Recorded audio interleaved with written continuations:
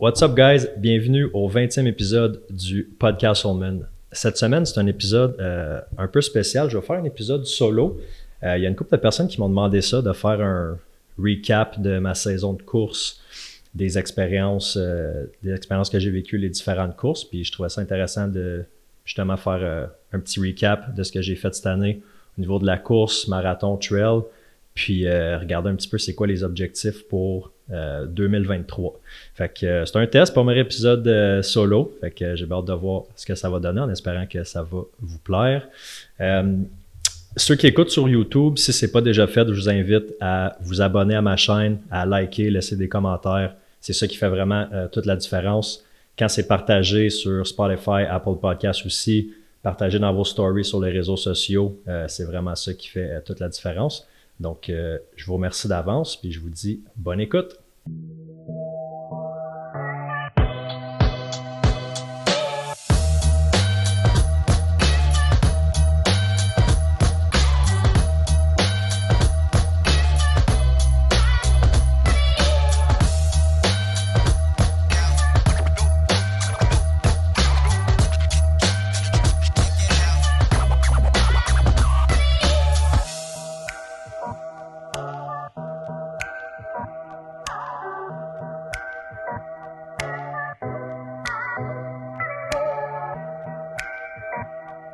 Bon, premier épisode solo, un petit recap de mon année de course 2022. Fait que, ouais, je trouve ça intéressant de faire un épisode comme ça, où est-ce que je peux vous parler le plus en détail de certaines courses, certaines expériences que j'ai vécues, puis voir un petit peu aussi comment j'ai évolué là-dedans. Parce que, tu sais, la course, le sport, c'est comme n'importe quelle sphère de ta vie. En tout cas, moi, j'ai beaucoup appris cette année au niveau de la course, puis c'est des choses que je peux transposer après ça dans ma vie de tous les jours, dans ma business, en immobilier. Je trouve qu'il y a vraiment beaucoup de parallèles à faire. Fait que mon année a commencé, en fait, moi, j'ai eu la COVID pendant le temps des fêtes. Fait que j'ai été comme une dizaine de jours malade, entre Noël puis jour de l'an. Puis, je me souviens que ma première course au début de l'année, je pense que c'était le 2 janvier.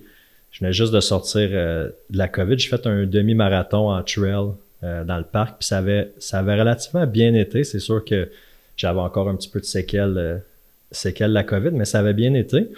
Puis le premier objectif dans l'année, ma première course, c'était le marathon d'Ottawa. Fait que ça allait être ma première course officielle, parce que bon, j'ai commencé à courir pendant la pandémie. Fait que tous les marathons que j'avais faits ou les demi, c'était tout virtuel. Fait que ça allait être ma première course officielle, premier départ dans un événement organisé. Puis, j'avais fait un temps l'année passée en virtuel de 3h46 que je trouvais qui était très bon pour une première année de course. Fait que là, j'avais dans l'intention de faire 3h30 au marathon d'Ottawa. Ça donne un pace d'à peu près 5, c'était 5-10 au kilomètre. Fait que, puis là, en faisant de la trail aussi, mais tu sais, c'est différent l'entraînement pour le marathon de vitesse puis pour la trail. C'est deux entraînements qui sont assez différents parce que, tu sais, la trail, l'idée, c'est de courir moins vite, mais plus longtemps, avec quand même du dénivelé, mais dans toutes sortes de circonstances, tandis que le marathon sur route, c'est peut-être plus technique, plus axé sur des paces, des temps de passage. Fait que c'est des entraînements qui sont différents. J'aime le mix des deux. Je pense qu'overall, je préfère la trail que la route. Mais c'est ça. Au début de l'année, l'objectif, c'était ça. Fait que c'était beaucoup d'intervalles, beaucoup axé sur le pace, un 4 minutes à tel pace, un 2 minutes de récupération. Fait qu'il y avait beaucoup de... Tu sais, les entraînements étaient très structurés. Là. Quand je partais le matin, je savais que j'avais mes splits à faire. Fait que c'était pas vraiment du zone 1 en trail où est-ce que je peux un petit peu faire ce que je veux aller au rythme que je file. J'avais vraiment des paces à suivre. Puis, ça a été tough janvier-février parce que j'ai eu quand même des séquelles de la COVID pendant longtemps. J'avais fait mon demi là, au début de l'année. Puis ça avait bien été, mais on dirait qu'après, j'ai pas été capable de comme revenir à une vitesse que j'avais avant d'être malade. Fait que ça a pris quasiment 2 mois avant que ça revienne un petit peu à la normale. On était rendu au mois de mars, fait que c'était pas si pire, il me restait quand même 2 mois et demi. Le marathon d'Ottawa, c'est fin mai. So, mars, avril, mai, vraiment les blocs plus intenses d'entraînement pour le marathon sont là, ça va bien. Je suis capable de frapper mes paces, puis dans l'entraînement, ça va bien là, je réussis mes distances puis mes temps. Fait que je pense que physiquement, j'étais prêt pour le marathon. J'étais entraîné pour, les jambes étaient là. La vitesse était là, mais une affaire que j'ai réalisée, en fait, je l'ai réalisé avant même de prendre le départ, là. Je disais à voix haute, quand je parlais de ça avec le monde autour de moi, j'ai dit, je vise 3h30, mais je pense pas que je vais être capable. Fait que déjà, avant même de partir, je me donnais déjà une porte de sortie de dire, ça va être entre 3h30 puis 3h45. Fait que déjà au niveau du mindset avant de partir, c'était pas extra. Mais mettons, ça a duré, je sais pas, 3-4 semaines que je disais ça. Puis une semaine avant le marathon, je m'en ai comme rendu compte. Je suis comme, Colin, ça part pas bien, tu sais.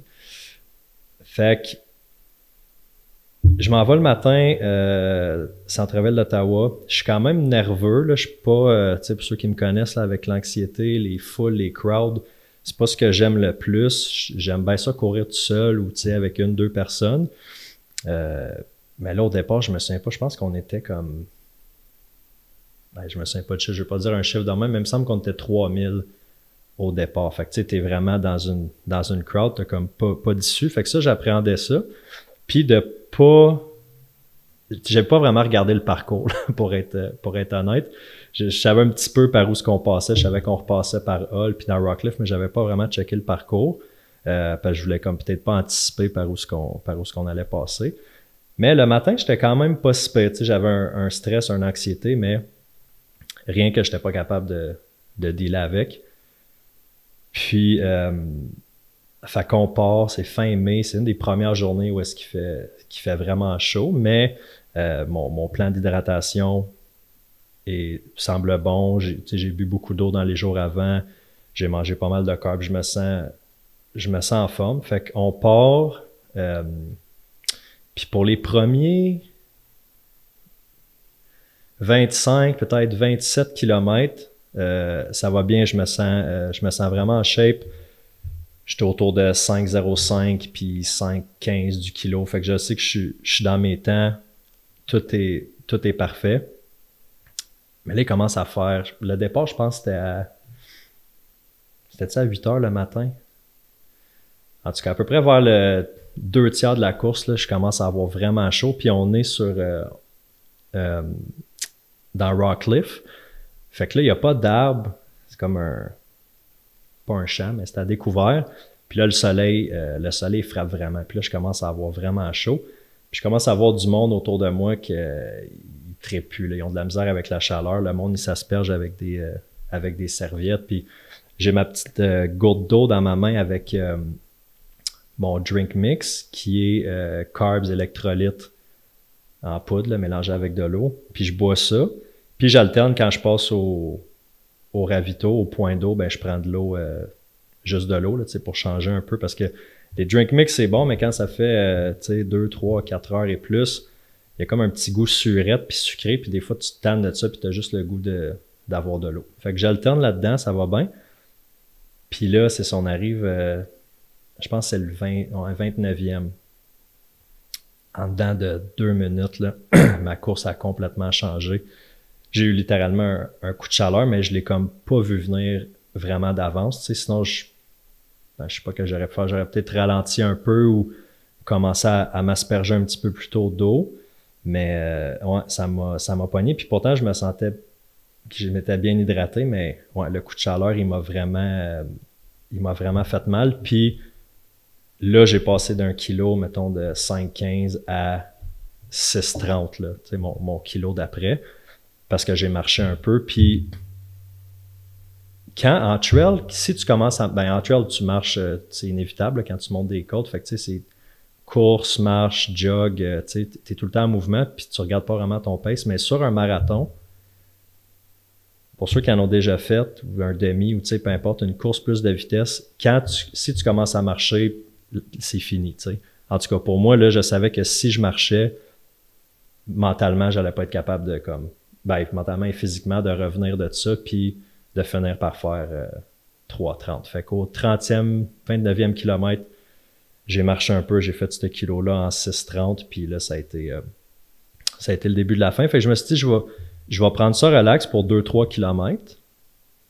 J'avais fait à l'entraînement, disons, des negative splits. Ça veut dire que tu commences, mettons, je sais pas, un 15 km, ben tu fais les 5 premiers kilomètres à 5,45, les 5 autres après à 5,15, puis les 5 derniers à 4,45. Fait que ça, c'est des entraînements que j'avais déjà fait, donc tu finis en force. Fait que je savais que j'étais capable de le faire. Je me suis dit, je vais faire un 2-3 kilos plus tranquille, m'asperger à toutes les fois, puisqu'il y avait du monde avec des hausses dehors dans la rue, là. C'était vraiment cool, par exemple, les bénévoles, les supporters, ça c'était vraiment trippant, il y avait vraiment une belle ambiance. Mais j'ai jamais été capable de revenir de ça. Fait que là, ça a été l'enfer, là, jusqu'au 42e, puis à 38, tu reviens dans le centre-ville d'Ottawa, puis là, il y a vraiment la crowd là, des deux bords de la rue, puis t'es comme dans un couloir de monde jusqu'à la ligne d'arrivée. Et puis là, je tripais plus. Là, j'avais vraiment là, les étourdissements, les nausées, le vrai gros coup de chaleur. Là. Je me disais, je vais perdre connaissance, mais je voulais juste me rendre à la fin. Puis je voyais du monde un petit peu partout, ses côtés, avec des paramédics ou des bénévoles, des supporters qui étaient justement, qui avaient passé out. Puis il y en avait un qui faisait le bacon. Là. Fait que je me disais, Colin, OK, ça peut être sérieux. Fait que j'ai pas... Là, j'ai fini la course, puis ça a été une fin assez... Ouais, c'était pas super, là. J'étais pas content, tu sais, je me sentais même pas bien, j'étais pas tant heureux parce que j'avais pas fait mon temps. J'ai fini en 3h58, 59, en tout cas juste en bas de 4h. Mais c'est que je filais tellement mal, je voulais tellement juste sortir de la foule. C'est sûr, il y a une crise d'anxiété aussi qui s'est mêlée avec le coup de chaleur, là. Je voulais tellement juste sortir de la foule, puis m'en aller dans mon char, puis juste comme m'en aller à la maison, à l'air climatisé, puis juste comme... Ouais, je tripais pas. Fait que ça a été une expérience sur le coup que j'ai pas trippé, puis je m'étais dit je le referais plus. Je pense que c'était peut-être un peu, bon oui, il y a eu le coup de chaleur, mais toute l'organisation, le monde, toute la foule, les rues, tout est barré, tu peux comme pas sortir. Parce que juste sortir de la ligne d'arrivée, mettons, jusqu'à pouvoir sortir du site puis marcher librement, si on veut, là, ça m'a pris comme 12 minutes. Mais tu sais, 12 minutes quand tu fais de l'anxiété puis un coup de chaleur, là, ouais, j'ai pas trippé, mais tu sais, le lendemain, là, bon, la journée a été so-so, mais le lendemain, j'étais correct, je me suis dit, regarde, je suis content d'avoir fait l'expérience. J'ai quand même pas fait une mauvaise performance, tu sais, 4 heures. En tout cas, pour moi, dans mes capacités de coureur, c'est correct, là, tu sais. Fait que j'étais content d'avoir quand même réussi à finir la course, parce que j'en voyais qu'il avait tu sais, pas fini malheureusement. Puis au moins j'avais eu l'expérience, fait que je peux mettre ça dans mon bagage. Puis après le marathon d'Ottawa, il y a eu, j'étais déjà inscrit pour l'UTHC, pour Arikana, depuis, ça faisait quasiment un an jour pour jour. Fait que depuis septembre 2021, je m'étais inscrit pour Arikana 125 en septembre 2022. Fait que tout de suite après le marathon d'Ottawa, tout de suite le focus était sur Arikana. Puis le marathon, on dirait que je l'avais approché. Il y avait une partie de moi qui voulait faire le temps, le 3,30, puis une autre partie de moi qui se disait c'est pas ta grosse course de l'année, prends-le plus comme un entraînement. Fait que je pense que je pense à ça pendant que je vous en parle, là. C'est comme si mon intention était pas claire en partant pour le marathon. Parce que, tu sais, je disais, je sais pas si je vais être capable de faire 3,30, je sais pas si j'ai la vitesse, ça va être entre 3,30 puis 3,45 peut-être, qui est quand même un bon gap, là, mais fait que c'est comme si je me laissais une porte ouverte par rapport à ça, puis mon intention était peut-être pas claire. Fait que fait que j'ai vu ça comme c'est ça, comme un apprentissage. Puis après ça, l'entraînement, le focus était vraiment sur l'UTHC.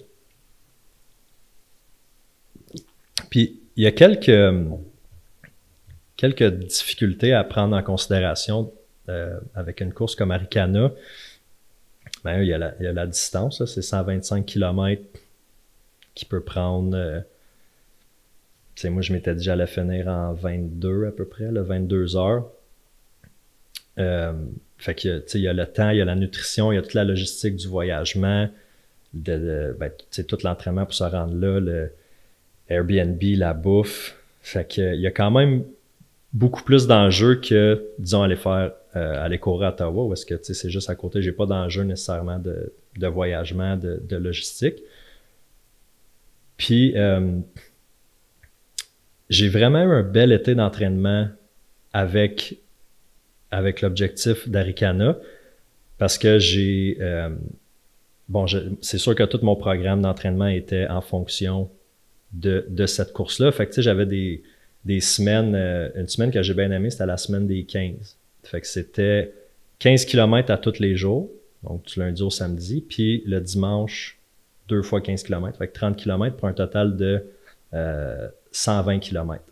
Fait que ça, c'était vraiment cool. Puis après cette semaine-là, mes jambes allaient vraiment bien, j'étais pas raqué à tous les matins quand je partais pour mon 15, je me sentais bien.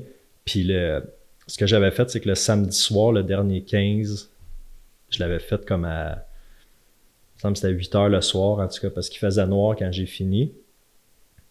Puis je me suis réveillé à 3 heures peut-être dans la nuit pour repartir pour le 30. Fait que j'avais fait 45 kilos en une courte période de temps, puis ça avait vraiment bien été. Fait que ça m'avait vraiment mis en confiance, de pouvoir courir la nuit.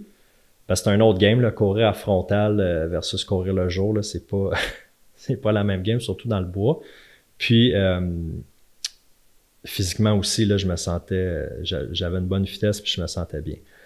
Fait que, tu sais, il y a quelqu'un qui m'a dit ça après mon DNF à Arikana, dire, tu sais, tout l'entraînement que tu as fait, tu sais, dans le fond, la course, c'est juste la cerise sur le Sunday, tu sais, tout l'entraînement que tu as fait pendant l'année, ça t'a fait évoluer comme coureur, mais tu sais, ça a été le fun aussi, puis c'est des challenges que, tu sais, les semaines la semaine des 15 ou une autre chose que j'avais faite, c'était un 50 km de nuit. Fait que tu sais, ça, c'est des choses que si je m'étais pas inscrit à Arikana, sûrement que j'aurais pas fait des entraînements comme ça. Fait que ça m'a permis de vivre ces entraînements-là qui étaient vraiment cool. Tu sais, en moyenne, là, je courais à peu près 80, peut-être 75 à 120 km par semaine, qui est un bon volume, mais tu sais, si je compare à d'autres ultra-runners qui vont faire du 120, 150, 180, 200 km même par semaine, tu sais, je pense que, mettons, à 100 de moyenne, c'était pas trop, même un petit peu en bas de 100, c'était pas trop exagéré, mais ça me donne une bonne prep pour l'UTHC.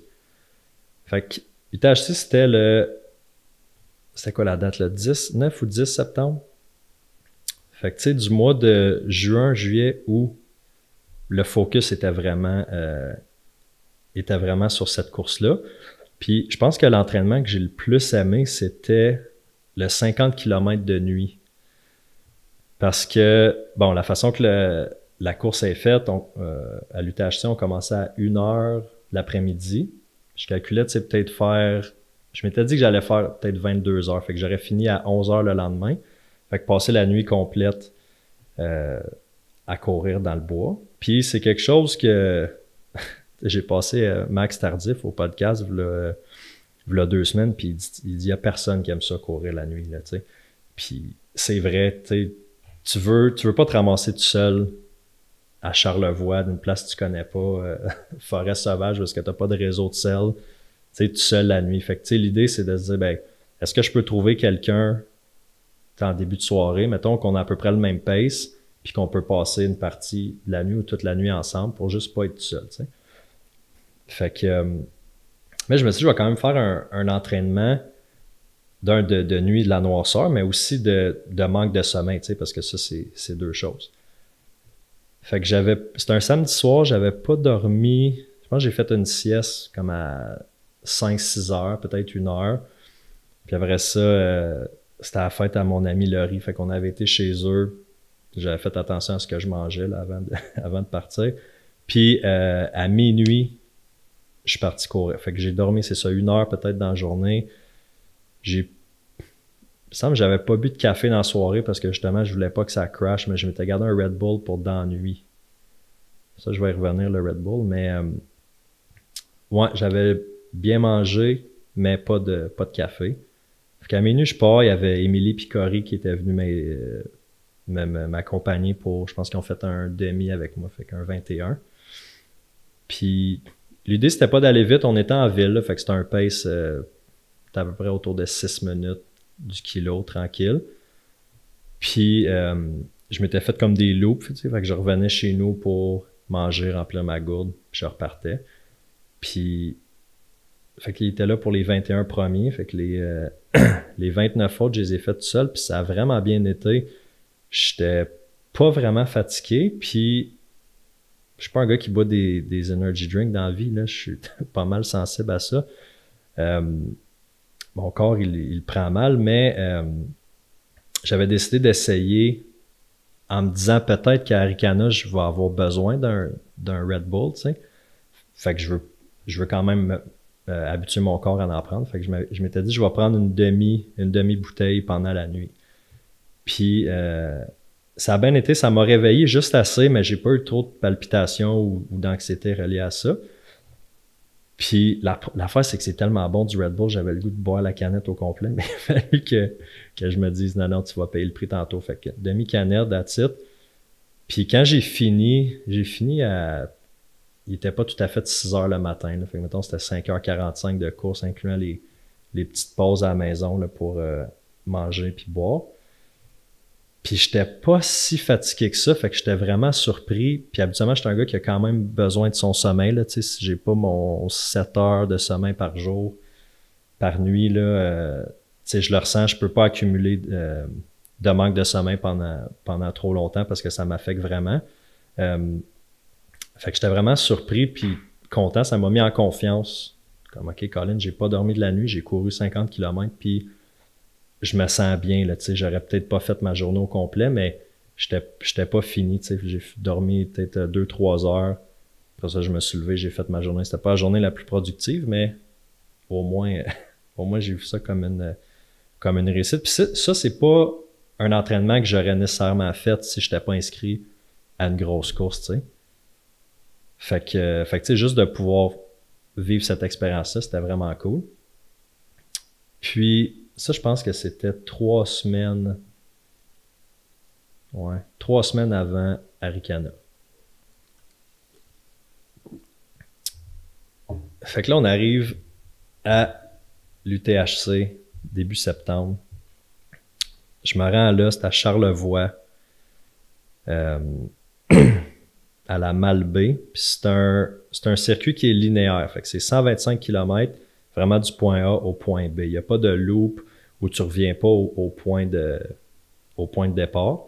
Fait qu'il y a quand même une logistique aussi de déplacement pour le crew à prendre en considération. Puis personne du crew avait déjà été, fait qu'on connaissait pas nécessairement les spots puis tout ça. Fait que c'est sûr que ça rajoute un stress aussi, mais tu sais, une course de même, je vois vraiment ça comme c'est une aventure. Oui, il y a la course en tant que telle, mais il y a tout qu'est-ce que ça englobe, tu sais. Fait qu'on part le jeudi matin, on fait la route, ça va bien. Ah ouais, puis c'est ça, peut-être 2 semaines avant la course, j'avais loué un Airbnb là-bas qui était un petit chalet, là, rien de bien fancy, là, mais je me suis dit que j'allais être là. Il y a une nuit, j'allais pas être là, puis après ça, l'autre, on n'allait pas vraiment en profiter. Fait que, pris un petit chalet, puis 2 semaines avant qu'on parte, le Airbnb m'a cancellé. Raison familiale, elle pouvait plus louer le chalet.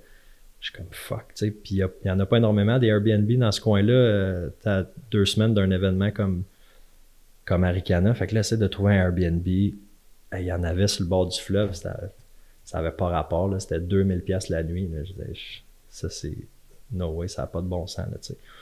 Finalement, j'ai réussi à en trouver un qui était quand même le double du petit chalet, mais qui était quand même raisonnable. Fait qu'on a loué ça, on a été chanceux. Un peu dernière minute là, de trouver ça, tu sais. Là, j'étais comme bon, ça commence, tu sais, parce que d'un ultra, ce que tu planifies, ça se passe jamais comme t'as planifié. Là, je me disais bon, ça commence, là, tu sais. J'ai même pas franchi la ligne de départ encore, puis il y a déjà un imprévu, mais c'est pas grave, j'ai réussi à trouver un autre Airbnb, puis on s'enligne, puis finalement c'était fucking beau, fait que j'étais quasiment content que l'autre ait annulé. On était sur le bord du c'était quoi le nom du lac? En tout cas, on voyait une des montagnes, on voyait la montagne noire qui est traversée par le parcours d'Arikana. Fait que la veille, le jeudi, je fais une petite course, un petit 5 km. Juste un petit non, c'est quoi le mot là? Pas un shake-out. Un shake-out run. Puis je me sens bien. Je suis comme ok, là, je suis prêt. Je me suis entraîné toute l'année pour ça. Physiquement, ça va. Mentalement, ça va parce que j'ai changé mon mindset aussi après le marathon. Quand je parlais d'Arikana, je disais, tu sais, je vais le réussir, puis je me laissais pas de porte de sortie. Je me laissais une porte de sortie sur le temps en disant, je sais pas à quoi m'attendre, ça se peut que ça prenne 22, ça se peut que ça prenne 24, 26. Le cut-off, le temps final pour compléter le parcours, c'était 29 heures. Fait que, puis ça se gagne, tu sais, le gagnant cette année, Elliot Cardin, je pense qu'il a fait un petit peu en bas de 14 heures. Fait que je me disais, tu sais, à 22, 24 heures, tu sais, j'étais un gars qui est très mid-pack, là, tu sais, je suis pas dans les derniers, je suis pas dans les premiers, habituellement, je suis pas mal dans le milieu du pack. Fait que je me disais 24 heures, 22, 24 heures, ça semble raisonnable. Mais je me mettais aucune pression par rapport à ça, je voulais juste finir, tu sais. Parce que la plus grosse course que j'avais faite avant ça, c'était en solo dans le parc de la Gatineau, 75 km avec 1700 de dénivelé. Puis ça avait bien été, mais je pense que je l'avais fait un peu vite, puis ça avait été long avant que je m'en remette. J'avais des problèmes avec la bandelette là, sur le côté du genou. Puis ça, c'est un problème que bien des coureurs ont. Ça se travaille, ça peut se renforcer, mais quand ça commence à faire mal dans une course, la bandelette, il y a comme rien à faire avec ça. Là, tu peux la masser un peu, la frotter, mettre des tapings, mais quand ça commence à faire mal, puis ça fait tellement mal. Fait que j'avais eu des problèmes avec ça en 2021, puis 2022, aucun problème. Il n'y a pas une fois dans l'année que j'ai eu des problèmes avec ça. Fait que c'était vraiment encourageant. J'avais pas de blessure. C'est sûr que dans la semaine avant une course, dans la semaine de taper, là, tu ralentis beaucoup le kilométrage. J'avais peut-être fait, je sais pas, 25 km là, dans la semaine avant. Puis là, je sais pas si c'est le stress ou peut-être le fait justement de diminuer le volume. Il y a tout le temps des petits inconforts, des petits bobos qui sortent. Fait que là, j'avais de quoi en dessous du pied, là, juste un petit inconfort fatigant, mais rien qui allait me décourager, c'est sûr. Fait que la veille, j'étais assez calme. Étonnamment, tu sais, je le sais que, tu sais, j'ai tout préparé mes affaires, j'ai regardé le parcours avec le crew. Dans mon crew, là, il y avait Steph, il y avait ma sœur Julie, son chum Rouen. Fait que Julie puis Rouen habitent à Montréal, fait qu'ils étaient descendus pour faire la crew. Julie, au début, ma sœur était supposée de me pacer.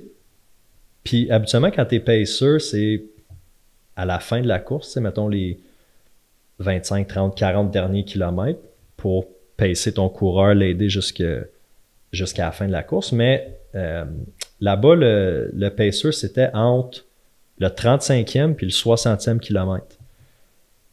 Fait qu'au 35e, là, j'étais supposé d'arriver là à 7h, 7h30 le soir, puis finir au 60e autour de minuit. Fait que tu sais, c'est le fun, t'as un pacer, mais la partie la plus tough, ce que moi je pensais, puis ce que tout le monde disait, c'est vraiment de 60 à 108, là, cette portion-là. Fait que t'as des longs stretches toute seule dans la nuit où est-ce qu'il n'y a pas de ravito. Puis t'es vraiment dans le fin fond du bois, comme pas de réseau. C'est vraiment la forêt sauvage, là, tu sais. Fait que moi, j'appréhendais que ça allait être ce bout-là qui était difficile. Puis je me dis, puis on peut pas avoir de pacer, tu sais. Finalement, Julie, elle a décidé de pas pacer parce que là, son horaire Julie est coach au soccer, fait que là, dans le mois d'avant, elle a été un peu partout dans le monde. Là, elle avait plein de voyages de camp d'entraînement, tout ça, fait qu'elle s'est comme pas vraiment entraînée pour la course. Fait qu'elle dit, c'est peut-être une bonne idée que je le fasse pas. Parfait. Mais elle dit, je vais faire ta crew. Fait que il y avait Julie Rouen, puis mon ami Laurie, puis son frère qui habite à Charlevoix. Louis sont venus, ils étaient supposés venir me voir au premier ravito où est-ce qu'on pouvait avoir la crew. Parce que il y a eu 2 ravitaux. Premier ravito avec la crew, c'était au 35. Puis il y a 2 ravitaux avant où est-ce que, bon, on pouvait manger, on pouvait boire, mais notre crew avait pas le droit d'être là.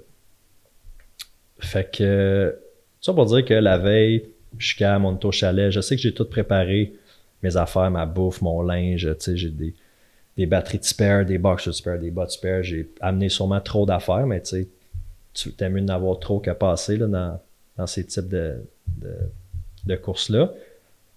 Fait que je sais que je suis prêt, le crew il est rodé, parfait. Je dors correct, là, tu sais, mais le lendemain, je me réveille, puis je suis quand même calme. Là. C'est sûr que plus que... parce que, tu sais, la course, ça commence à 1h. Moi, j'étais habitué d'aller courir le matin vers 6h30, 7h. Fait que là, de, tu sais, 7, 8, 9h, 10h, 11h, c'est long, là. Comme j'ai hâte de partir, puis j'ai hâte de juste, tu sais, courir, faire 3-4 km, puis juste me poser dans la course, puis juste tomber dans dans le beat, dans le vibe, puis juste, tu sais, courir. Je veux juste que ça parte, tu sais. Je suis comme fébrile, je suis excité, nerveux, je fais pas vraiment d'anxiété, mais je suis comme vraiment nerveux, là, tu sais, j'ai comme, je suis fébrile, ça fait longtemps que je me suis pas senti de même. Puis là, on arrive, je pense qu'on est arrivé comme 4 minutes avant le départ, parce qu'on c'était quand même loin, là, il fallait qu'on aille le matin porter mon char au Mont-Grand-Fond à la ligne d'arrivée, pour que quand on arrive après, ben, je peux sortir mon char. Après ça, partir de la ligne d'arrivée, aller à la ligne de départ, c'était comme 1h15 de route, je pense. Fait que quand on est arrivé vraiment serré, fait que j'arrive dans la foule, passe, regarde un petit peu le matériel obligatoire.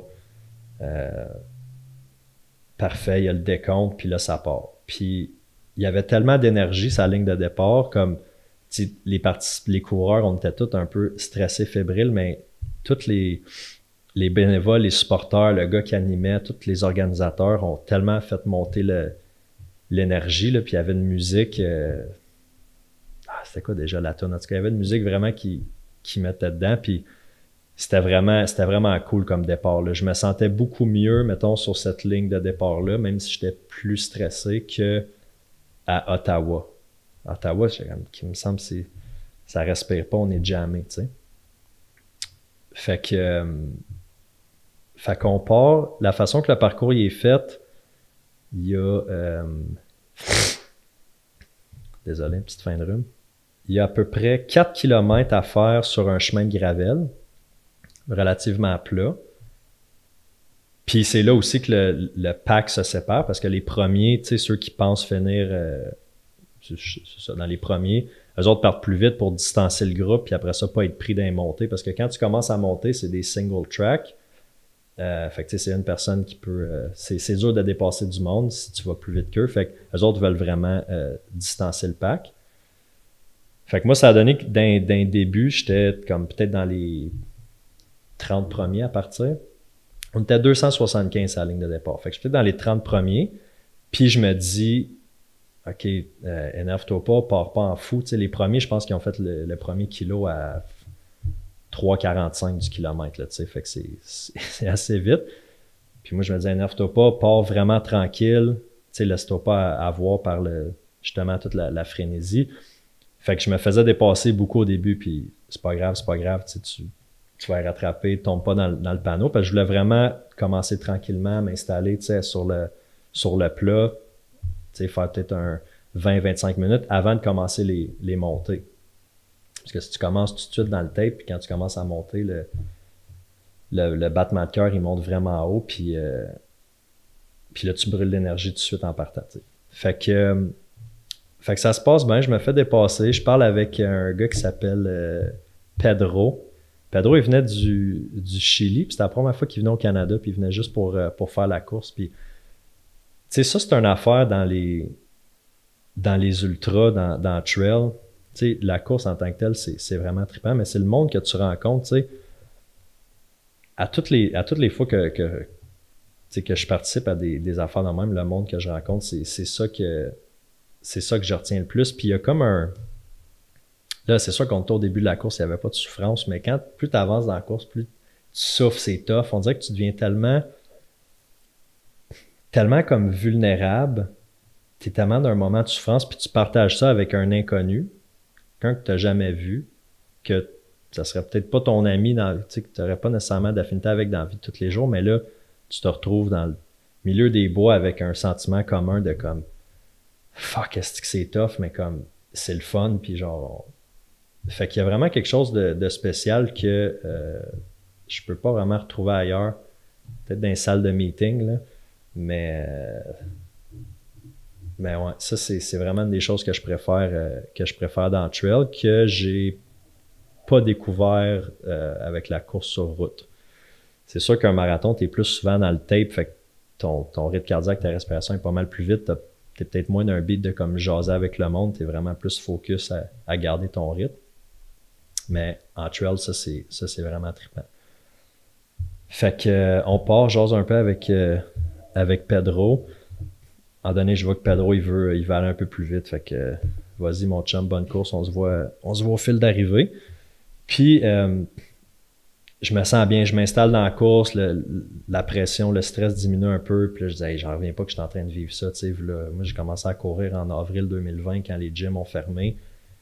Comme, tu sais, ceux qui me connaissent, là, vous savez, mon ancienne vie, là, tu sais, je fumais un paquet et demi de cigarettes par jour pendant 10-12 ans. Pas capable, j'aurais pas été capable de courir un demi-kilomètre dans ce temps-là. Puis là, je me dis, hey, 2 ans et demi après que j'ai commencé à courir,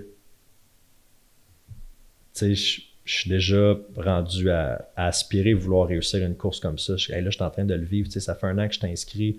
J'ai tout regardé les vidéos possibles sur YouTube de cette course-là. J'ai parlé à un paquet de monde qui l'ont déjà faite, qui s'en allait la faire aussi.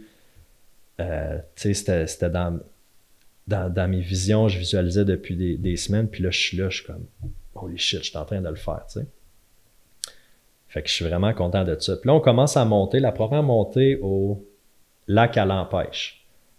Fait qu'on part, le début de la course est à 750 mètres d'altitude. Je pense pas qu'à 750 mètres, ça peut avoir joué un rôle sur ce qui va suivre, là, mes nausées puis tout ça. Mais en tout cas, on monte à peu près à quasiment 1000 mètres. Fait qu'il y a quasiment un petit peu plus que 200 mètres de dénivelé, mais vraiment à pic dans les montagnes en commençant. Puis, quand on est parti du Airbnb, il devait faire 20 peut-être. Tu sais, je me suis même posé la question, je mets-tu un petit manteau? Non, je vais rester en t-shirt. Mais quand on est arrivé dans cette montée-là, il n'y a pas d'arbres, c'est juste des petits arbustes pas trop. Fait qu'il n'y a rien qui bloque le soleil, puis il n'y avait pas de vent, puis tu es vraiment comme exposé aux éléments, puis tu montes dans la montagne un peu en zigzag, puis c'est single track, là, c'est à peu près 1,5 pied de large. C'est de la roche, de la racine, fait que c'est pas roulant. Puis là, je commence vraiment à pomper de l'huile, puis j'ai chaud, puis là, j'ai les oreilles qui bouchent. Fait que là, je me dis, c'est-tu l'altitude? Il me semble qu'on n'est pas si haut que ça, puis tu sais, c'est pas comme si je montais en avion. Pourquoi que je monte pas si vite, là, pourquoi que mes oreilles me bouchent de même, en tout cas. Fait que là, tu sais, les oreilles bouchent, fait que pèse mon nez, essaie d'expirer par le nez, avale. Là, je commence à avoir vraiment chaud, puis le heart rate il est vraiment haut. Fait que là, tu sais, ça fait 6 km qu'on court. Je me dis, tu sais, je peux pas être déjà dans une gestion d'effort. Tu sais, ça, c'est une gestion que tu fais dans la deuxième moitié de ta course. Là, je suis supposé d'être fresh, là, tu sais, Fait que là, je ralentis vraiment, je me fais dépasser, puis tu sais, c'est pas grave. Puis je vois que comme je suis pas tout seul qui rush, mais le monde avance quand même. Puis moi, je me dis, garde, j'ai pas rien à prouver à personne, je me ferai dépasser, c'est pas grave. Je veux juste monter, tu sais. Puis là, ça monte, ça redescend un peu, ça monte, ça redescend, mais ça monte pendant une bonne heure, je dirais. Puis là, en donnant, on arrive au top, puis c'est tellement beau. Puis là, je prends 2 minutes, puis tu sais, là, j'ai de la misère à respirer, là, j'ai des nausées, j'ai chaud. Mais une affaire, parce que moi, j'appréhendais beaucoup, tu sais, je me disais, asti, faut pas que je fasse d'anxiété là-bas, tu sais. Puis c'est ça, l'anxiété, c'est la peur de... Puis quand je parle d'anxiété, c'est anxiété genre crise de panique, là. C'est pas anxiété, tu sais, je suis anxieux un matin, je suis nerveux, c'est genre crise de panique, tu sais. Moi, c'est plus ça qui me... C'est plus ça mon trouble, là, mon cas, c'est tu sais, anxiété, crise de panique, agoraphobie, fait que des endroits qui sont des endroits vastes, comme sur le top d'une montagne, en plein milieu de l'eau, dans une foule, tu sais, les endroits où est-ce que j'ai pas nécessairement de porte de sortie rapide, que je peux comme pas me rattacher à quelque chose comme dans l'eau, pas vraiment me rattacher à rien, ça m'angoisse. Ça va pas mal mieux depuis bien des années, mais c'est encore quelque chose, I guess que je sais pas, je vais voir ça toute ma vie, mais tu sais, peu importe. Fait que je me disais, j'espère, comme je veux juste pas faire d'anxiété là-bas. Tu sais, si je souffre comme physiquement, parce que j'ai mal pendant la course, c'est pas grave, tu sais, je paye pour ça, là, je sais dans quoi je m'embarque. Mais ça me tente juste pas d'avoir à dealer avec de l'anxiété, puisque ça draine en tabarnak, là, ça draine de l'énergie, tu sais. Fait que finalement, j'arrive en haut, physiquement, je suis quand même magané, là, le heart rate est à 100, 180, j'ai chaud c'est comme si je sortais de la douche, là. Puis j'ai mal au cœur, fait que j'essaie de boire un peu d'eau. Puis pour la bouffe, je m'étais dit, j'avais regardé ce qu'il y avait dans les ravitaux. Puis tout ce qu'il y avait dans les ravitaux, pas mal, je le mangeais déjà, tu sais, en entraînement. Fait que j'étais pas vraiment stressé de ce que j'allais avoir dans les ravitaux. Fait que je traînais pas beaucoup de bouffe sur moi. Quand j'avais des bars puis des jujubes, tu sais, je me disais, je vais me fier juste aux ravitaux. Puis j'avais dans mes gourdes du drink mix. J'avais pris le drink mix NAC. Puis dans ce drink mix-là, il y a électrolytes, carbs, BCA, protéines. Ça doit être le seul ou un des seuls, en tout cas, que moi je connais, qui a des protéines. Ça fait qu'il devient comme un peu pâteux, puis il tombe sur le cœur vite. Question de goût personnel, là. Fait qu'après, je l'avais testé en entraînement, puis ça allait bien, mais là, cette journée-là, avec la chaleur, puis tout ça, ça rentrait plus, là, ça me levait le cœur. Fait que j'avais quand même de l'eau, juste de l'eau dans mon Camelback. Fait que là, bon, je buvais de l'eau. Puis quand je suis arrivé en haut du premier mont, là, j'ai pris 2 minutes, j'ai sorti mon sel, puis j'ai filmé, puis j'étais comme, ok, je file vraiment comme de la merde pour un début de course, mais wow, c'est fou que je puisse vivre ça, puis en plus, je me sens bien dans le sens que je fais pas d'anxiété. Fait que c'était comme un drôle de feeling, tu sais, j'étais bien, j'étais dans la gratitude, mais j'étais vraiment magané pour, ça faisait 1h30 peut-être qu'on était parti. Fait que je redescends. Dans la descente, ça va bien. Sur le plat, ça va bien. Je jogue vraiment pas vite, mais tu sais, je bouge. Puis je me dis, c'est sûr ça va passer. Tu sais, je suis entraîné, c'est sûr que tu sais, ça va mal, ça va passer. Je me sentirai pas de même toute la journée, là. Je veux dire, j'ai 24 heures à faire. Ça va finir par passer. Puis l'an donné, je commence à voir d'autres mondes. Parce que là, je dois être rendu, tu sais, peut-être dans les 50 derniers sur 275.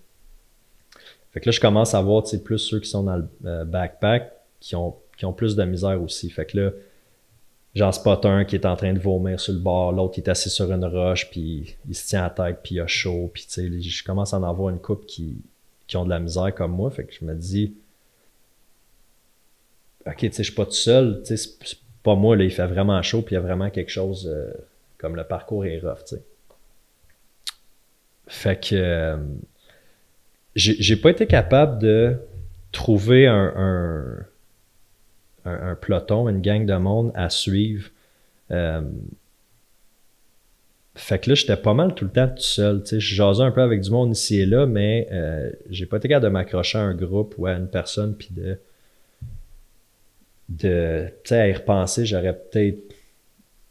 Ben, c'est que j'étais pas capable de courir plus que 500 mètres, là, tu sais, je m'arrêtais, puis là, bon, justement, là, désolé si vous écoutez ça, hein, puis vous êtes en train de manger, là, mais j'essayais de me faire vomir parce que j'étais bloqué, Puis je me disais, ben, on va me faire vomir, ça va sortir, puis après ça, on va être correct, tu sais. Fait que, à bonne franquette, là, 2 doigts dans la gorge sur le bord sur le bord de la trail, puis là, je veux pas le monde passe à côté. T'es-tu correct? Ouais, ben non, mais oui, je suis correct, tu sais, ça va passer, je sais juste que ça sorte. Puis il n'y a rien qui sort, puis il n'y a rien qui rentre non plus. Là, je suis pas capable de. Il y a un gars qui me donne des bonbons, ça rentre pas. J'essaie de manger une barre, ça rentre pas. Mon drink mix rentre plus. Je suis capable de boire de l'eau, mais comme vraiment des petites gorgées à la fois. Puis là, on est rendu peut-être au kilomètre 15. Là, on est vraiment au début de la course. Puis là, je commence à me dire, crème, je vais être capable de faire. Là, on dirait que la porte, parce que jusqu'à ce moment-là, il y avait no way que je finissais pas. Même si je finissais à genoux, là, dans ma tête, moi, c'était clair que je m'en allais là pour finir. Puis là, finalement, après 15, autour de ça, là, j'ai commencé à me dire, hey, ça se peut que je finisse pas comme. Je peux pas être dans l'état que je suis en ce moment pendant un autre 110 km. T'sais. Mais je me dis, ça va passer. C'était mon premier officiel, mais je pense que j'ai tellement lu, j'ai tellement écouté de podcasts, de vidéos YouTube sur du monde qui parle de leur course, puis quand ça va bien, il faut pas, accroche-toi à ça, mais sois conscient que ça se peut que ça aille mal plus tard dans ta course, mais quand ça va mal, accroche-toi parce que, en donné, ça va revenir, puis tu peux avoir un revirement de situation, un claquement de doigts, prendre une gorgée de coke, puis c'est reparti, ou comme il y a quelque chose qui se passe, puis bang, c'est une autre course complètement. J'ai tellement entendu d'histoires de même que je m'accroche à ça, puis je me dis, ça va passer, c'est correct. Un mot de cœur, c'est plate. Des mots de cœur, c'est de la merde, mais je vais être capable de passer au travers. Finalement, non, ça n'a jamais passé. Fait que là, pas capable de manger, capable de boire à moitié. Puis là, c'est que j'ai plus de fun non plus, tu sais.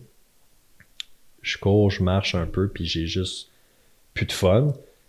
Puis j'arrive en bas du mont Moreos. Puis les Moreos, c'est comme la grosse montée là, que tout le monde parle, qui est comme une loupe de 5 km.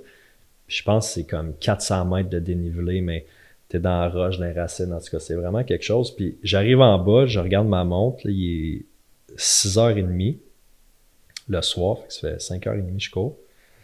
Puis le gars au ravito en bas, il dit, tu te sens-tu correct pour monter les Moreos puis faire le cut-off? Parce que le cut-off était 2 heures après.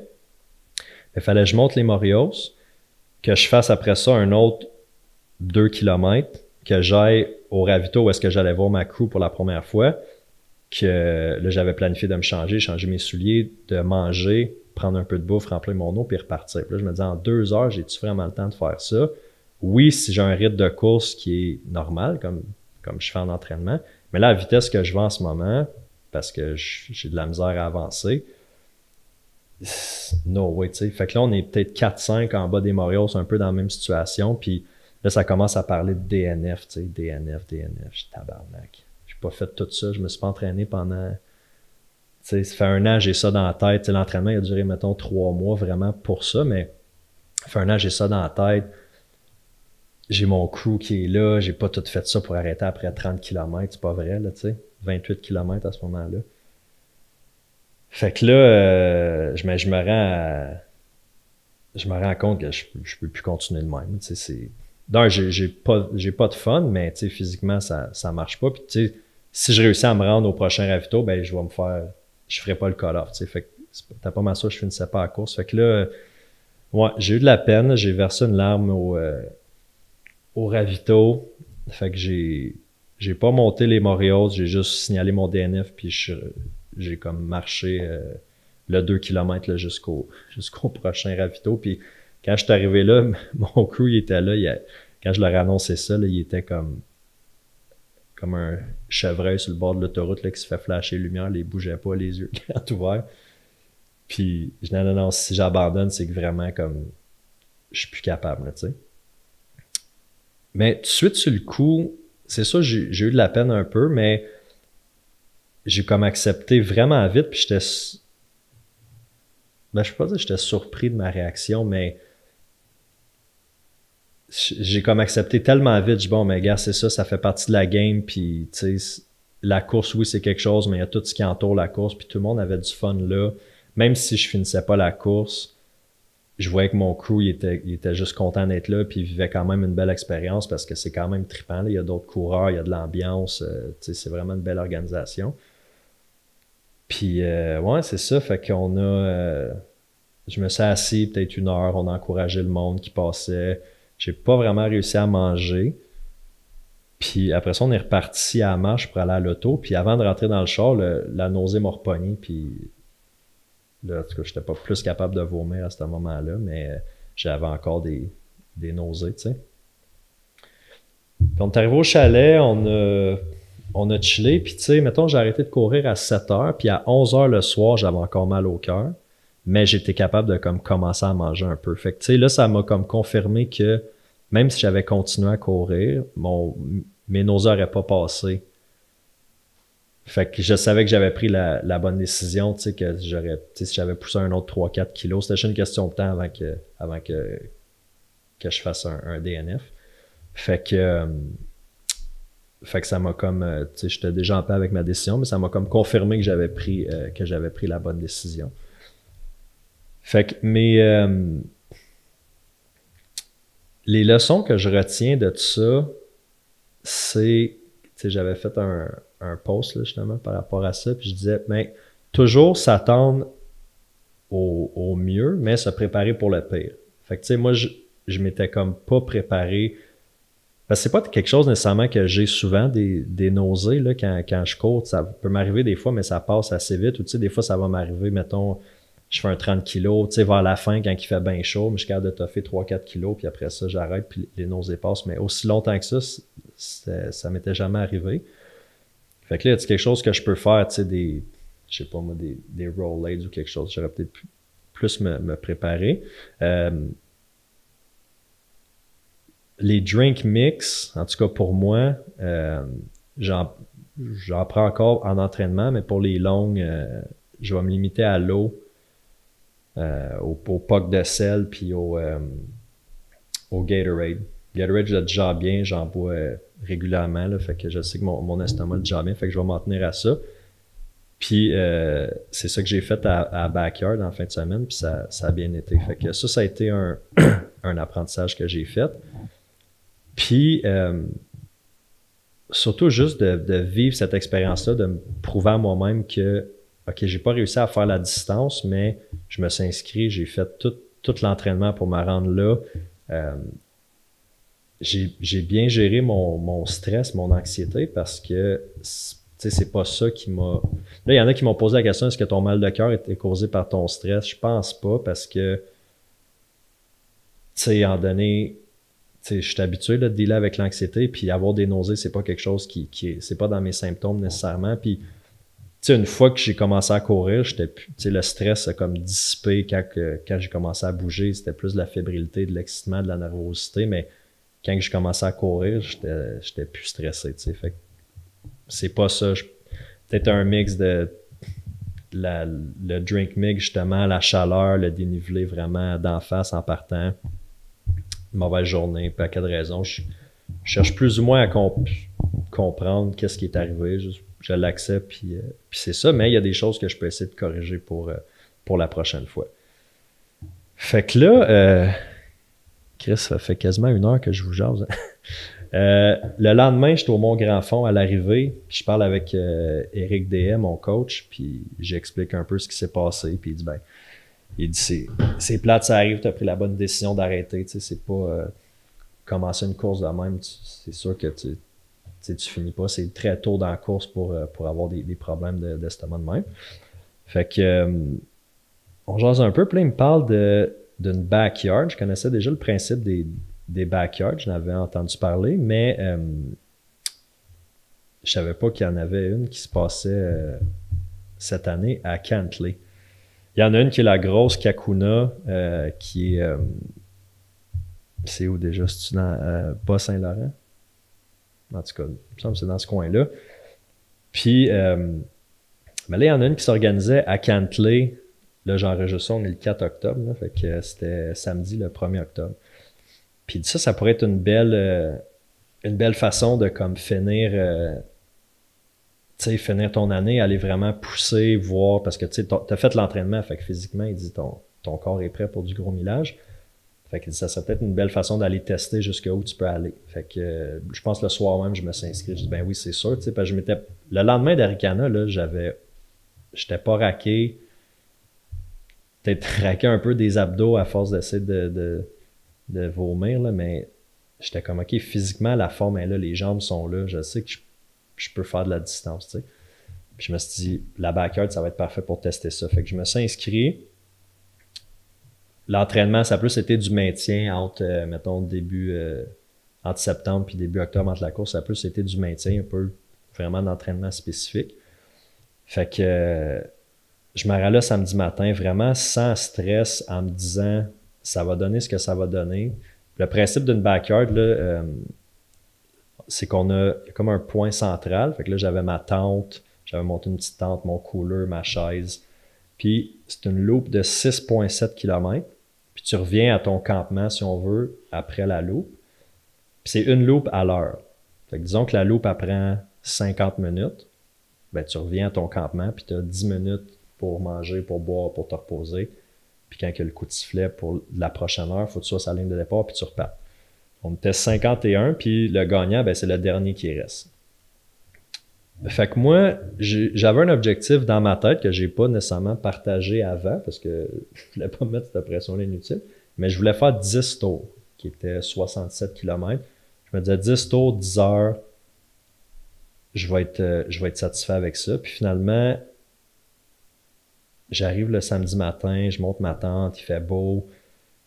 J'ai un crew qui est là, mon ami Éric Perrault, puis sa femme Marie-Ève, ben, leur fils Antoine, qui a 16 ans, participe à la backyard aussi. Fait que on est dans la même tente, fait Éric puis Marie font la crew pour Antoine puis moi. Puis ils sont préparés, là. Ils ont amené du stock, ils ont amené le barbecue, tout le kit de premiers soins, de la bouffe pour une semaine. Fait que je sais que je suis en bonne main. C'est des habitués de ces courses-là, sont habitués d'être des supporters. Fait que je suis en confiance, j'ai zéro stress, physiquement je me sens bien, fait qu'on part. Puis l'idée c'est de pas faire les loops trop vite. D'un, parce que tu veux pas te brûler, puis deux, tu veux pas avoir un trop gros temps assis au campement que là tu te refroidis, tes muscles peuvent saisir. Fait que je faisais entre 50 à 52 minutes par tour. Puis ça se passait vraiment bien. À un moment donné, je me suis même dit comme quand je vais peut-être, si ça continue à aller bien de même, je vais pouvoir me rendre dans la nuit, puisqu'on a commencé à 9 h du matin, puis je me disais mon objectif c'était 10 h, donc 7 h le soir. Finalement, je pense à 6 h, la loupe, juste avant qu'on parte à 6 h, Eric il fait du riz, Uncle Ben's, là, je sais pas ce qu'il y avait dans le riz, mais c'était bon en esti. Puis il l'a fait cuire dans du gras de bacon, puisqu'on a fait cuire du bacon dans la journée sur le barbecue. Fait qu'il a comme mis ça dans la casserole avec des patates. Hey, je mange ça, c'était tellement bon. Mais l'idée, tu peux pas en manger trop parce que là, faut que tu repartes, puis tu sais, faut que tu repartes courir. Fait que je mange ça, puis j'essaie de pas trop en manger parce que c'est tellement bon. Puis finalement, dans le tour qui était le dixième tour, hey, là, ça me barre dans l'estomac. Puis, fait que je suis pas mal sûr que c'est à cause de ça, tu sais. Parce que tout le long, j'avais aucune nausée, je buvais que du Gatorade puis de l'eau. Je mangeais des patates, du bacon, des bonbons, des chips, tout ce qui est bon pour la santé. Là, mais le riz, ça n'a pas passé. Fait que là, finalement, j'ai eu des hauts de cœur, des nausées au 10e, au 11e. Puis là, je me suis dit, tu sais, le 11e, je l'ai rentré en 57. Fait que là, je me suis dit comme, OK, là, c'est le début de la fin, là, tu sais, parce que quand tu commences à rentrer 157, là, ça te laisse pas trop le temps pour manger puis boire entre. Fait que là, j'étais plus capable de manger, mon estomac était barré. Mais je me suis dit, je vais pousser, je vais faire un dernier tour, finir à 12, qui me donne 12 heures, 80 km.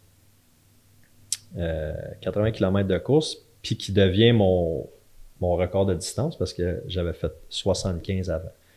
Fait que j'ai poussé, j'ai fini en comme 58 quelques, là, 59 quasiment, juste pour dire que je le finissais. Puis ouais, ça a fini comme ça, mais j'ai sais, techniquement, c'est un DNF parce que tu arrêtes quand tu n'es plus capable, mais j'ai tellement passé une belle journée, j'ai tellement rencontré du monde, le fun. Puis ce qui est cool dans ces types de courses-là, c'est que le camp de base, tout le monde a leur tente un à côté de l'autre, fait qu'il y a comme un esprit de communauté un peu qui se crée. Puis quand tu pars, tu peux faire une lap avec 2, 3, 4 personnes, tu jases un peu.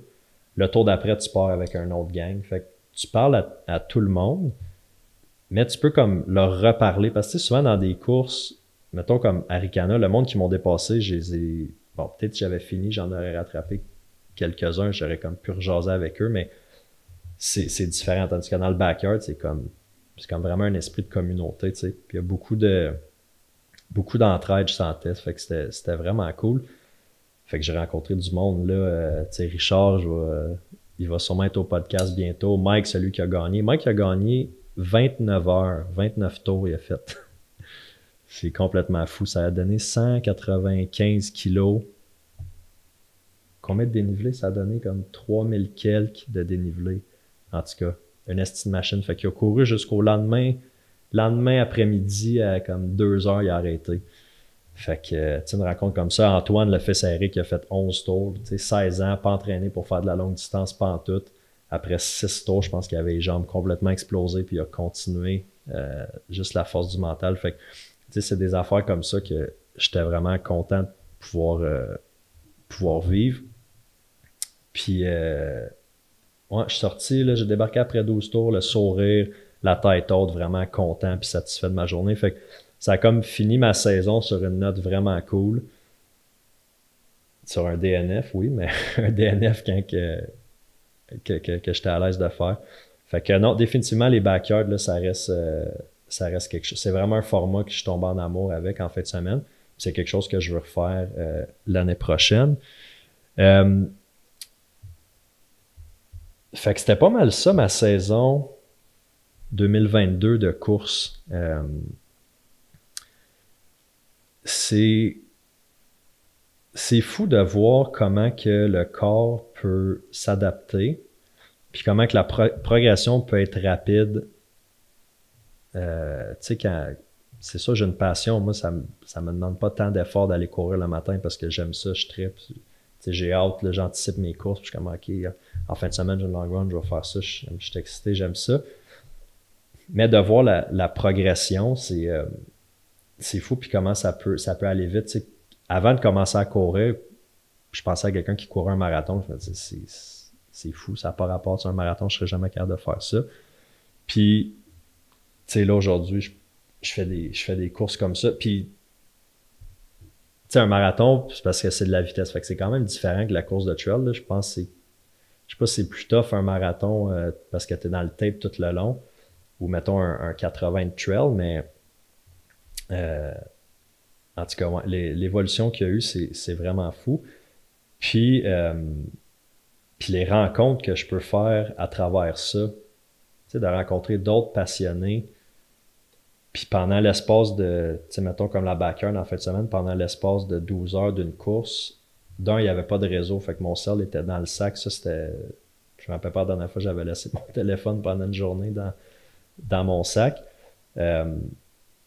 Mais tu sais, juste d'être vraiment là, comme dans le moment présent, puis de pas penser à rien d'autre que juste être là dans le bois, parler avec du monde, de tout, puis de rien, de rire, de déconner, de comme partager ce moment-là. C'était vraiment, bon, ça peut avoir l'air cheesy, là, mais c'est vraiment ça que je pense. C'est ce que je retiens qui a été le plus fort, mettons, de la backyard en fin de semaine, c'était les rencontres, plus que la distance, puis le nombre d'heures, le nombre de boucles que j'ai faites. Ceci étant dit, objectif pour 2023, je me suis déjà réinscrit à Arikana 125, c'est en septembre l'année prochaine. C'est sûr que je vais aller chercher ma revanche de ces montagnes-là. Puis je le sais parce que j'ai parlé avec d'autres personnes qui l'ont déjà fait ou qui l'ont déjà essayé. Puis je sais que c'est une course où est-ce qu'il y a beaucoup de DNF, puis il y a beaucoup de gens qui la réessayent puis qui ont 1, 2, 3 DNF avant de réussir à la finir. Mais là, je veux vraiment me préparer. Je vais avoir besoin de faire plus de dénivelé, préparer plus, peut-être travailler au niveau de ma digestion. Fait que ça, je sais pas exactement comment ça se travaille, mais c'est sûr que je vais trouver. Mais je veux faire le 125. C'est sûr et certain, je veux faire un autre backyard. Là, c'était la première édition de la backyard ici à Cantley. J'ose espérer qu'il va en avoir une autre l'année prochaine, sinon je vais en trouver une autre jusqu'à à Lévis, Kakuna. Fait que c'est sûr et certain que ça, je veux refaire ce format-là.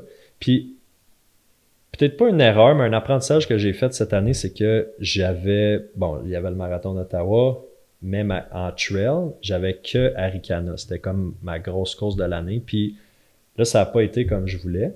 Puis tout de suite après, j'avais le goût de m'inscrire à une autre course. Puis je me disais, j'aurais dû peut-être faire plus de courses dans l'année. Fait que là, l'année prochaine, ce que je vais faire, c'est que je vais m'inscrire. Il y a une course qui est le Québec Mega Trail. Je pense que c'est en juillet, si je ne me trompe pas. Fait que tu sais, peut-être aller faire un 50 ou un 80 là en juillet. Au mois d'août, peut-être essayer de trouver une autre course. Un 50 aussi peut-être pour pouvoir en septembre faire Arikana 125. Mais dans ma saison, avoir vécu d'autres courses, tu sais. Fait que pas juste courir en entraînement, mais courir sur des événements organisés. Fait que ça, c'est quelque chose que je veux faire l'année prochaine. Puis, Bromont aussi, c'est un parcours que j'avais bien aimé. J'avais pacé Max Tardif l'année passée pour un 40. Lui faisait le 160 kg. Je l'avais pacé pour 40. Puis j'avais vraiment aimé le circuit. Il y a beaucoup de dénivelé, mais c'est très roulant. C'est beaucoup moins technique. Là. Il y a moins de roches, moins de racines. Puis les paysages, c'était écœurant. Fait que ça, c'est définitivement un parcours que j'aimerais refaire. Bromont, en fait, c'est en fin de semaine. Fait que c'est la fin de semaine du 9-10 octobre. Fait que peut-être l'année prochaine, Arikana début septembre, Bromont début octobre, ça va être dans mes objectifs. Mais tu sais, peut-être un 4 courses, là, événement organisé, ça sera ça mon objectif. Puis j'aimerais ça faire plus de, tu sais, des petits voyages de courses comme des week-end shots, tu sais, mettons partir 2-3 jours, tu sais, soit à Tremblant, Québec, Charlevoix, peu importe, dans les Adirondacks aux États-Unis, là, dans le nord de l'État de New York. En tout cas, il semblerait qu'il y a bien des coureurs de trail qui vont là aussi, puis ça peut faire des beaux trips, il y a bien des belles montagnes. Fait que tu sais, juste mixer des voyages, des vacances aussi à travers ça, pour essayer d'autres. Je me suis rendu compte à Arikana que c'est pas les mêmes trails qu'il y a ici à Gatineau. C'est très roulant ici à Gatineau, puis il y a des spots que oui, il y a du dénivelé, mais jamais autant que là-bas, tu sais, c'est jamais autant à pic. Fait que tu sais, pouvoir peut-être pratiquer dans d'autres conditions que juste dans mon petit terrain de jeu ici dans le parc. Fait que ça, c'est pas mal les choses que j'ai en tête pour 2023. Toujours rester coaché par Eric. Là, je vois encore super coach, je vois vraiment des bons résultats. Il est au courant de je suis rendu dans ma carrière de coureur, mettons, puis il sait mes objectifs, fait qu'il peut vraiment m'aider, puis il a toutes fait les courses. Fait que je me sens vraiment en de bonnes mains avec Eric pour la suite. Fait que c'était pas mal ça le recap de ma saison 2022, objectif 2023. Je vous garde encore pour une couple de minutes parce que hier, j'ai mis dans ma story que je faisais un épisode solo, puis je vous ai demandé si vous avez des questions, puis j'en ai reçu une couple. Fait que je vais y répondre. Question ici, comment restes-tu motivé quand tu cours des longues distances? C'est une question que je me fais poser souvent, ça, où tu trouves ta motivation, comment tu fais pour rester motivé, que ça soit en affaires, tu sais, dans ma sobriété ou dans la course, tu sais, peu importe. Puis la motivation, je sais même pas si je crois à ça, dans le sens que, tu sais, moi, j'y vais vraiment avec la discipline, la rigueur, la constance, la motivation, ça me tente. Pour vrai, je suis chanceux parce que courir, c'est rare que ça me tente pas, là. Mais il y a bien des affaires que ça me tente pas de faire à tous les jours, mais que je fais juste pas me poser la question. C'est pas une question de motivation, c'est une question de prendre un choix, avoir un objectif, un but, puis juste, regarde, je fais ce que j'ai à faire pour me rendre là. Fait que quand je pars pour une course, je sais que ça va faire mal, je sais que ça se peut que ça soit long. Il y a des fois, je cours, puis je suis comme, j'ai hâte que ça finisse, là. Il me semble que c'est long aujourd'hui, mais ben non, même si je vais arrêter là, mon char est à 10 km, fait qu'il faut que je me rende. Fait que ma motivation, c'est me rendre à mon char puis aller chez nous.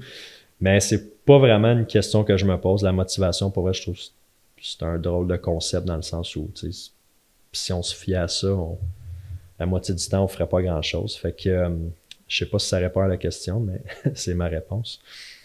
Comment gères-tu les DNF? Partie remise à l'année prochaine ou tu passes à autre chose? Ben, je pense que là, si j'ai répondu à cette question-là tantôt, partie remise, ouais, définitivement.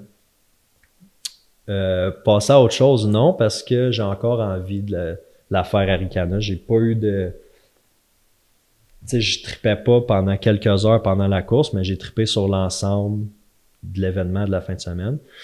Puis je sais que c'est un parcours qui est tellement beau, c'est une organisation SACA, je sais que je pourrais avoir du fun si j'avais une bonne journée. Fait que DNF, ça fait partie de la game, tu sais, c'est did not finish, ça veut dire on se reprend. Tu sais, je le sais que même les pros, tu sais, il y a des professionnels de course, de trail qui en font des DNF, là, fait que ça fait juste partie de la game, c'est un passage obligé, puis ça fait juste me faire grandir. C'est tout le temps une question de perspective, comment tu le vois. Si tu vois ça comme un échec, c'est sûr, ça fait chier, puis là tu tombes dans l'ego, puis dans l'orgueil, tu trouves des excuses de pourquoi.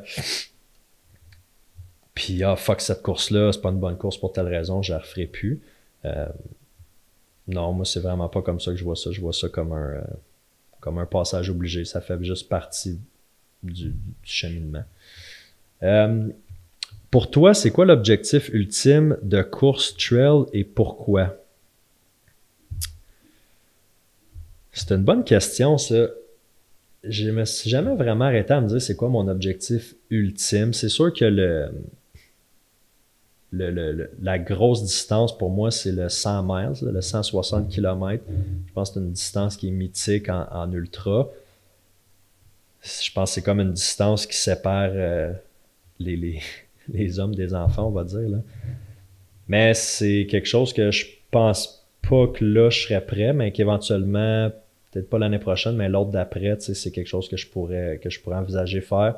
Comme Bromont, il y a le 160 à Bromont, ben c'est 2 fois le 80, fait que j'aimerais ça faire la 80 l'année prochaine, mais c'est quelque chose que j'aimerais faire. Après ça, bon, il y a des courses qui sont plus longues, il y en a partout dans le monde, il y a des courses avec différents challenges, que ce soit la chaleur, le froid, les dénivelés, tu sais, un paquet de différentes courses.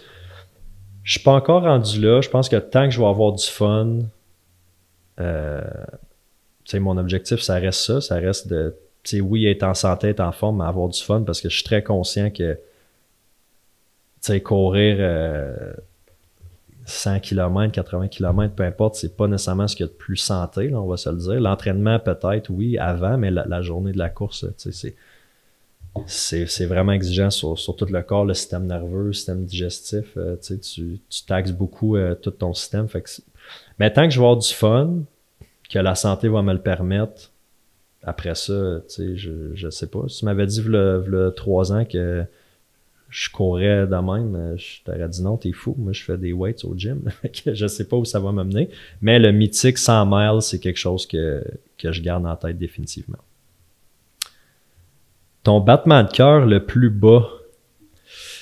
Quand je cours, parce que la méthode, hein, c'est tu fais 220 moins ton âge. Fait que moi, j'ai 220 moins 34, ça fait 188. 188, ça devrait être mon battement maximum. Puis de là, tu es capable de déterminer tes zones d'effort de 1 à 5. Mon zone 1, fait que quand je cours, mon zone 1, j'étais à peu près à 5 minutes 45 du kilo. C'est une vitesse que je cours, je suis capable de parler, je suis capable de parler comme je parle là. Je peux courir pendant des heures comme ça. C'est pas trop demandant. Mon heart rate va être à peu près à 145 à peu près. T'sais. Fait que ça, c'est une zone que je suis confortable.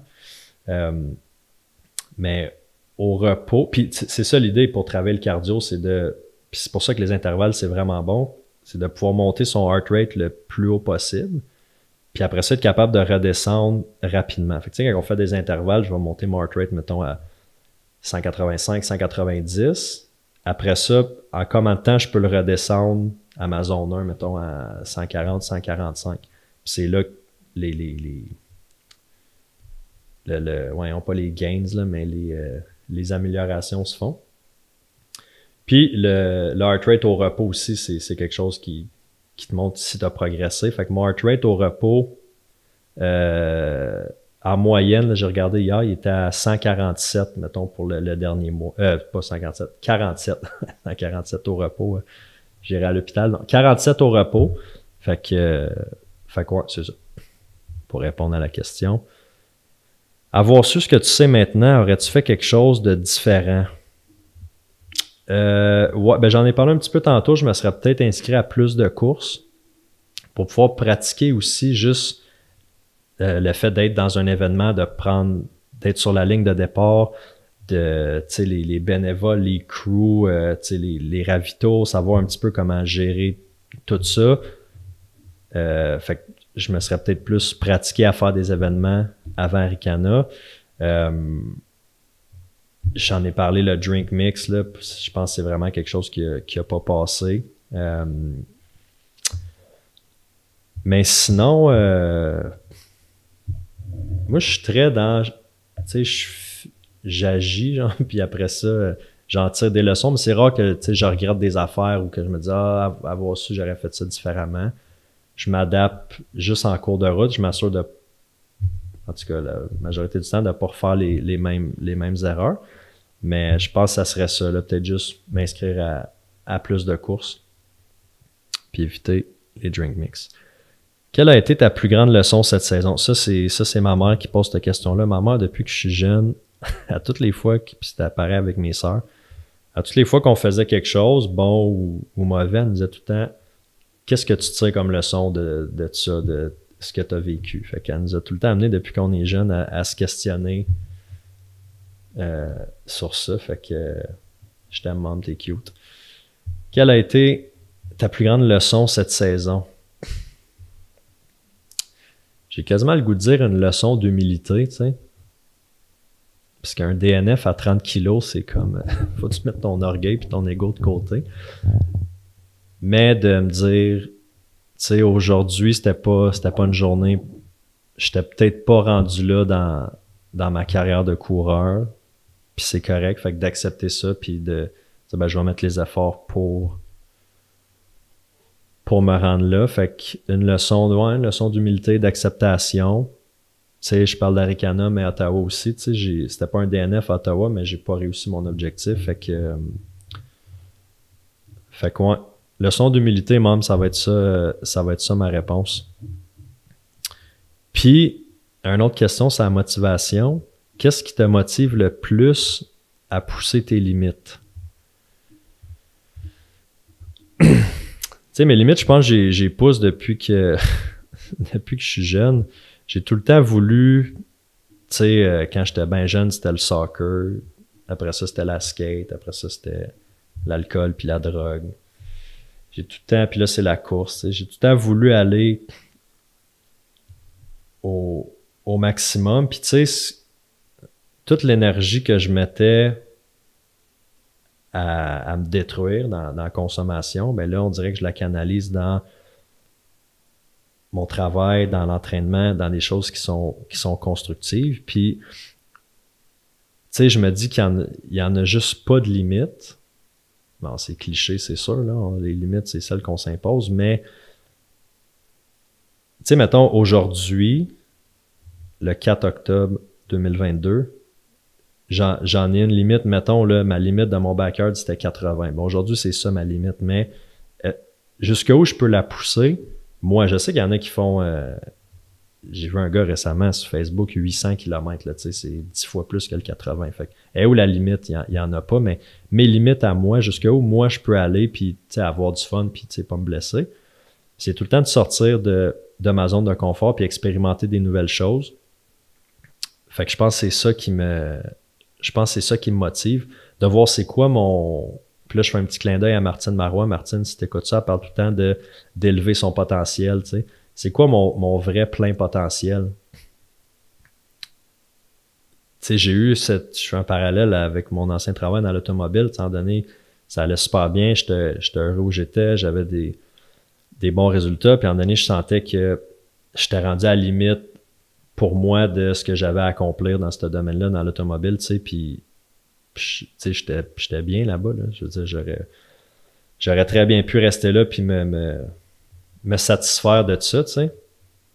des conditions de travail qui étaient parfaites, du salaire qui était là, de tout. Mais pour moi, j'avais besoin d'aller plus loin puis de qu'est-ce que je peux faire de plus? C'est quoi le potentiel? Puis c'est là que le switch en immobilier s'est fait. Mais tu sais, c'est pareil dans la course. Tu sais, j'ai fait, mettons, mes 2 premiers marathons en 2020.